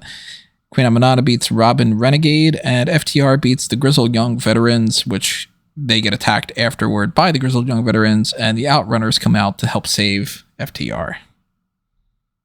We love young talent being put over. And of course, if anybody wants to know Rampage results, very quickly, before that airs tonight, Conglomeration beats Dark Order, Roderick Strong beats Beef. That was surprising to see that was a thing. Camille, that's why you're asking about Beef. Yeah, Camille beats Robin Renegade, so she just loses 2 back-to-back matches. Saraya and Harley Cameron beat the Hex, and then Saraya runs off when Jamie Hayter has to go after her, and Konosuke Takeshita beats Action Andretti. So overall, it is, a setup where tonight we've got Monday night, oh God, we got Friday night SmackDown, Jesus, and the Solo Sikoa Steel Cage title match against Cody Rhodes. We got a mystery opponent for A-Town Down Under that's going to be teaming with Kevin Owens. We got the 5th match with Andrade and Carmelo Hayes. Possibly some other spoiler type stuff in the future that I don't know if it's going to get into any of those details, but we got the new logo and all that, so that's another thing too. So I have not seen anything that points me in one direction or another, but who do you guys think is going to be that mystery opponent or mystery tag team partner? Randy Orton. Seems like that's the most obvious choice. Like, if it's not, then boy, they have really fooled me. Yeah, it'll be Randy Orton. I'd be really shocked if it's not. Yeah, it can't be Cody, obviously, he got the match, but that feels like, who's the other guy that Kevin Owens has always been teaming with? Oh, it's Randy Orton, and he's back on SmackDown because he can win the title match, so. Now, they're opening the show with the cage match. Why do you think that is? I don't know. That's really strange, because to me, that seems like it should very clearly go on last, and for them to open it up with that, maybe they just really want to get a good rating out of the gate. Or maybe they have a plan where it's like the cage match is like, well, the cage match doesn't really start actually at the beginning of it. So they end up like, they do the entrances and the bloodline attacks. Then people come out and do something. And then it's like, oh, hold on. Actually, we're going to save that for later on or something. Or maybe they do actually have a really big plan for this mystery tag team partner for Kevin Owens. And they're just like, that's going to be, John Cena or somebody, but they haven't done enough to really promote that in a way that makes me feel like that's exactly the case. So I'm leaning more towards something's going to happen where they're going to just postpone the match until later on. That's so stupid, though. Like, it's a WWE title cage match. It should be closing. Yeah, it should. So, I don't know. We will see what happens tonight. I don't think that those title change. Maybe.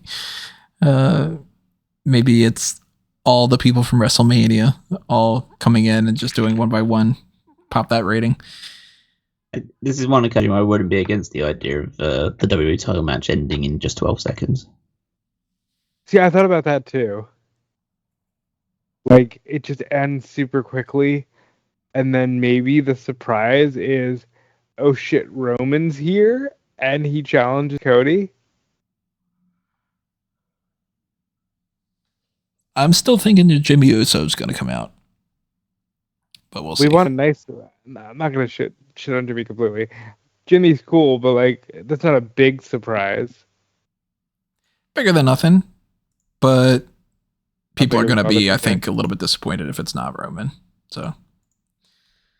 yeah, that's our list of hot tags, though. Keep in mind, everybody, that we've got those tier lists that we did. We got the AEW men's and women's division rosters already in the bag. We have the women's division for WWE recorded and up on the membership side of it already. Well, that'll be uploaded to where everybody can check that out on Tuesday. At some point over this next week, we're going to be doing the WWE men's division, so stay tuned for that one. I don't know if I'm going to record anything else in the meantime. Who knows? If you stay tuned to the channel, though, then you'll be able to see if anything does get posted up on there. Then, obviously, if I did, then it'll be up. Make sure that you're checking out all the things we always mention. Go to the link tree at amangotree.com, and you can find all sorts of different links to Smark Out Moment, Fanboys Anonymous, and myself. Make sure you're following Rob and Callum too. Yep, follow me everywhere at Dude Felice. Check out Fightful.com. And like I mentioned at the top of the show, hey, if you want a mixer and a microphone, hit me up. You can follow me on Twitter at Wigmaster14. Check out the Power Rankings every Saturday over on smarkoutmoment.com, where I rank the WWE superstars based on their prior week's performances. And while you're there, you can head on over to the Fantasy League, also at WWEFantasyLeague.com, to see how all of our rosters are doing, who's picking up points as we head towards our next interval spots on the journey to WrestleMania, which will be at Bad Blood. So, yeah, keep following that along there. Alright, everybody. Leave your comments below. Tell us what you thought. Stay tuned for whatever's happening next, and we will see you next time. But for now, this has been another Smark Out Moment, and we're being counted out.